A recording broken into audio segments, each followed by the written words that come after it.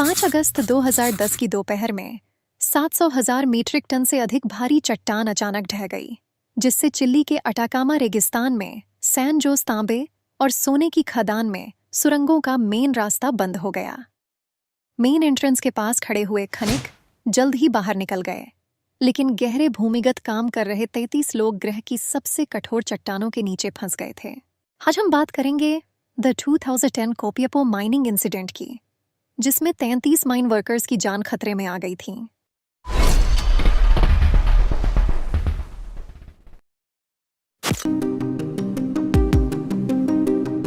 पाँच अगस्त दिन की शुरुआत में गड़बड़ी की चेतावनी के बाद लगभग 2 बजे सैन जोस खदान में एक धंसने की घटना हुई।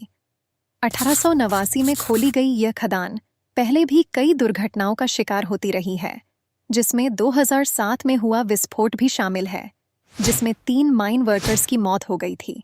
2008 में चिली की नेशनल जियोलॉजी और खनन सेवा द्वारा खदान को निरंतर एक्सकवेशन के लिए दोबारा ऑथोराइज्ड किए जाने से पहले स्थितियों में सुधार के लिए बहुत कम काम किया गया था।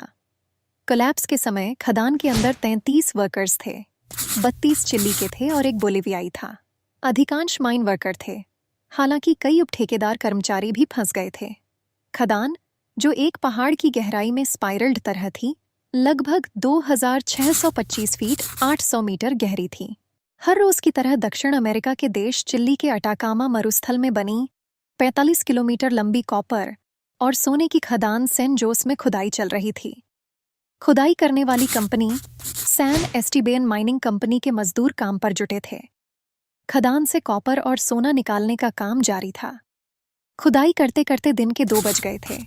अचानक से एक बड़ी पहाड़ी टूटी और खदान के मुहाने पर आकर गिर गई।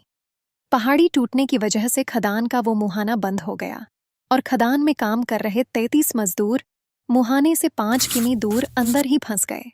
वहीं बाहर और ज्यादा पहाड़ी टूटती रही। खदान ढंसती रही और खदान के अंदर फंसे मजदूर और नीचे ढंसते रहे। जब पहाड़ियों का टूटना रुक गया तो कई मजदूर घायल हो गए थे। हालांकि उन्होंने हिम्मत जुटाई और बाहर निकलने का रास्ता तलाशने लगे। मजदूरों को सबसे पहले नजर आए वेंटिलेटर्स सॉफ्ट, जो ऐसी ही इमरजेंसी के लिए खदान में लगाए जाते हैं।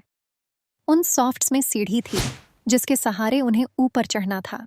2 मजदूरों ने उन सीढ़ियों से चढ़ने की कोशिश की, लेकिन कुछ ही दूर के बाद वो सीढ़ियां खत्म हो गईं।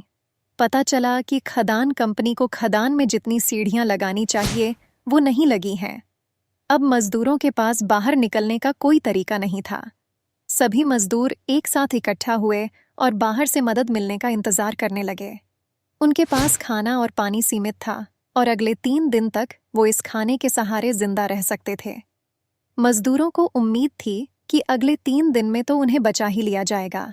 फिर भी उन्होंने खाना और पानी का इस लिहाज से इस्तेमाल करना शुरू किया कि किसी तरह से वो जिंदा रह सकें। ये खदान में फंसे हुए मजदूरों के हालात थे। इसके बाद शुरू हुआ वो रेस्क्यू ऑपरेशन, जिसकी मिसाल आज भी दुनिया में दी जाती है। हादसा सैन एस्टीबेन माइनिंग कंपनी के साथ हुआ था, तो कंपनी ने अपने बचाव दल को काम पर लगाया। 6 अगस्त को सैन एस्टीबेन माइनिंग कंपनी के बचाव कर्मी खदान में फंसे हुए लोगों को निकालने की जुगत भिड़ाने लगे, लेकिन चट्टानें ज्यादा थीं और उन्हें हटाने में वक्त लग रहा था। अभी कुछ हो पाता कि 7 अगस्त को एक बार फिर चट्टानें टूटने लगीं और बचाव का काम रोकना पड़ गया। वहीं मजदूरों के घरवाले भी खदान के बाहर जमा हो गए और वो अपनी आंखों से राहत बचाव काम देखने की जिद पर अड़े रहे।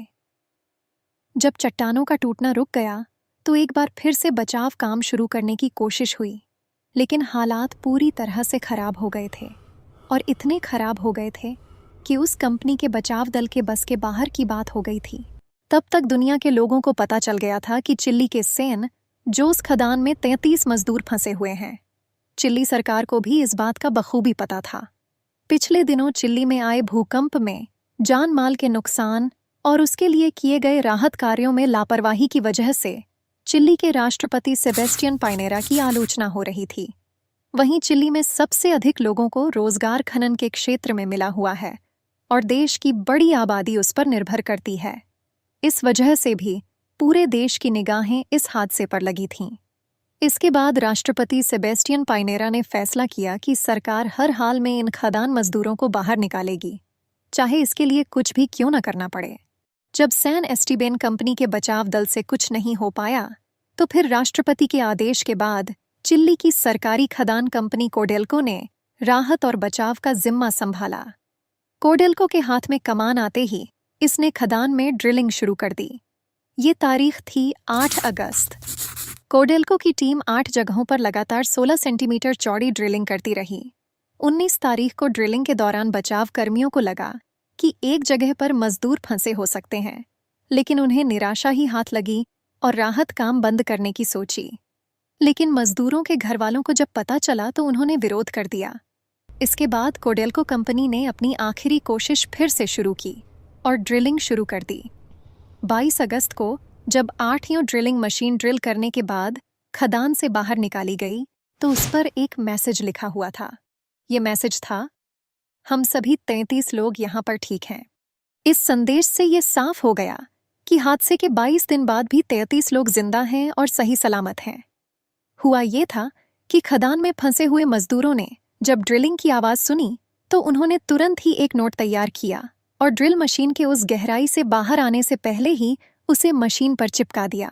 इस संदेश के आधार पर ही पता चला कि ये मैसेज जहां से लिखा गया है उसकी गहराई 688 मीटर है। इस संदेश के सामने आने के बाद राहत और बचाव का काम और तेज करने की कवायद शुरू कर दी गई। उनकी हालत देखने के लिए तुरंत ही उस होल में कैमरे डाले गए जहां पहली बार उन 33 मजदूरों का वीडियो सामने आया। इसमें दिख रहा था कि मजदूरों ने जहां पर शरण ले रखी है वो करीब 50 वर्ग मीटर चौड़ी जगह है। वहां से करीब 2 किमी लंबी सुरंग में वो आ जा सकते थे। कोडेल्को के राहत और बचाव दल ने ये तो पता लगा लिया कि लोग जिंदा हैं, लेकिन उन्हें बाहर निकालना अब भी बेहद मुश्किल था। इसके बाद चिली के राष्ट्रपति सेबेस्टियन पाइनेरा ने दुनिया भर के देशों से मदद मांगी। सब तैयार हो गए। इस पूरे अभियान की अगुवाई खुद चिली के राष्ट्रपति कर रहे थे और मौके पर मौजूद थे। 23 अगस्त को पहली बार खदान में फंसे हुए मजदूरों से बचाव दल की बात हो पाई। बचाव दल के डॉक्टरों ने मजदूरों के लिए दवा, पानी, खाना और जिंदा रहने भर की जरूरी चीजें मुहैया करवाईं। वहीं राहत दल के लोग उन्हें खदान से बाहर निकालने की कोशिशों में जुटे रहे। 31 अगस्त को अमेरिकी अंतरिक्ष एजेंसी नासा के वैज्ञानिक भी चिली पहुंच गए और उन्होंने पूरे अभियान की कमान संभाल ली। इस टीम में 2 डॉक्टर, एक साइकोलॉजिस्ट और एक इंजीनियर शामिल था। इस दौरान खदान में फंसे 33 लोगों के परिवार, रिश्तेदार और दुनिया भर की मीडिया का जमावड़ा चिली की उस खदान के सामने लगा हुआ था। वहीं बचाव दल के लोग लोगों को बाहर निकालने की कवायद कर रहे थे। बचाव टीम ने तय किया कि अब इन मजदूरों को बाहर निकालने का एक ही रास्ता है और वो है और चौड़ी ड्रिलिंग। इसके लिए बचाव दल ने 3 तरह की ड्रिलिंग का इस्तेमाल किया। पहाड़ी में चौड़ा होल करना था और वो भी बिना विस्फोट किए हुए। इसके लिए ऑस्ट्रेलिया के स्टार्टा 950 मॉडल का इस्तेमाल किया गया, जिसे दक्षिण अफ्रीका की माइनिंग कंपनी मुरे एंड रॉबर्ट ने उपलब्ध करवाया था। इसने 3 सॉफ्ट तो बना दिए, लेकिन ये इतनी बड़ी और भारी थी कि अगर इसी मशीन से पूरी खुदाई की जाती तो पत्थरों के टूटने का खतरा था। इसलिए 3 सॉफ्ट के बनने के बाद इस मशीन का इस्तेमाल रोक दिया गया। चिली अमेरिकी कंपनी जियोटेक SA कंपनी ने श्राम इंक T13XT ड्रिल से खुदाई शुरू की। यही वो कंपनी थी जिसकी ड्रिल मशीन की वजह से पता चला था कि मजदूर जिंदा हैं। 5 सितंबर से इस मशीन ने काम करना शुरू कर दिया। इसने 3 चरणों में खुदाई की। पहले ये ड्रिल 14 सेंटीमीटर का छेद कर चुकी थी। अब इस ड्रिल को 30 सेंटीमीटर का छेद करना था। हालांकि ज़रूरत 71 सेंटीमीटर की थी, लेकिन अगर 14 सेंटीमीटर के छेद को एक साथ 71 सेंटीमीटर की चौड़ाई तक लाया जाता तो हो सकता था कि चट्टानें टूट जाएं और बड़ा नुकसान हो जाए। इसलिए पहले चौड़ाई 30 सेंटीमीटर तक की गई और फिर इसे 71 सेंटीमीटर तक पहुंचाया गया। तीसरी मशीन कनाडा की बनी आरिग 421 ड्रिलिंग मशीन थी। हालांकि इसमें दिक्कतें भी आईं। एक तो चट्टानें बेहद कठोर थीं, जिसकी वजह से ड्रिलिंग करने में दिक्कत हो रही थी। दूसरी मशीन बहुत बड़ी थी, जिसे एक छोटी जगह पर लगाया जाना था। कई मजदूरों के परिवारों को इस मशीन ने बहुत उम्मीदें थीं कि ये मशीन एक ही बार में होल को चौड़ा कर देगी, लेकिन नाकामयाबी ही हाथ लगी। मशीन ने ड्रिल किया, लेकिन उसकी चौड़ाई उतनी नहीं हो सकी कि एक आदमी उसमें से निकल सके। 9 अक्टूबर 2010 वो तारीख थी जब श्राम इंक T134 XT ड्रिल मजदूरों तक पहुंचने में कामयाब रही। 8 अक्टूबर तक स्टार्टा 950-598 मीटर की गहराई तक पहुंच सकी थी। वहीं RIG 421 372 मीटर तक ही पहुंच सकी थी। तीनों ड्रिलिंग मशीनें काम पर लगी रहीं।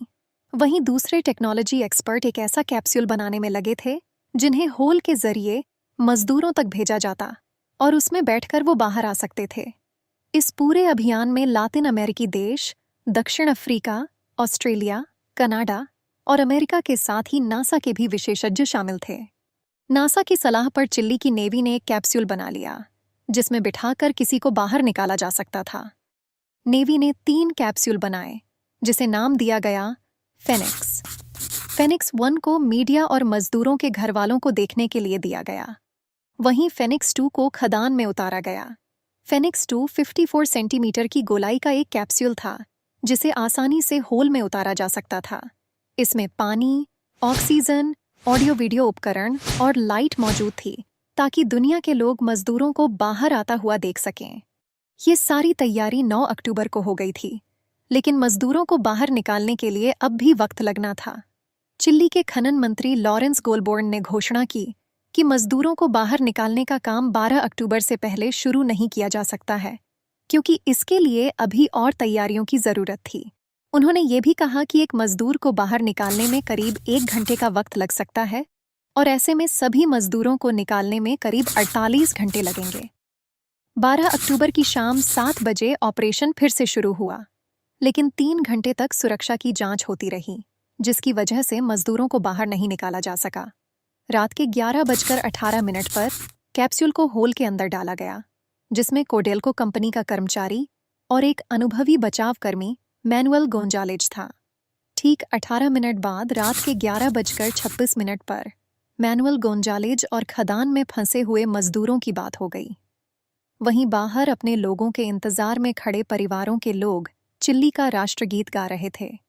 इसके बाद एक एक करके मजदूरों को निकालने की प्रक्रिया शुरू हुई। सबसे पहले सबसे स्वस्थ लोगों को बाहर निकाला गया ताकि वो लोग अंदर की परिस्थिति के बारे में पूरी जानकारी दे सकें। इसके बाद एक एक करके सभी मजदूरों को बाहर निकाल लिया गया। 24 घंटे के इस बचाव अभियान के दौरान चिली के राष्ट्रपति सेबेस्टियन पाइनेरा पूरे वक्त मौके पर मौजूद रहे। इस बचाव अभियान का पूरी दुनिया की मीडिया ने लाइव प्रसारण किया, जिसे 1 अरब से भी अधिक लोगों ने देखा था।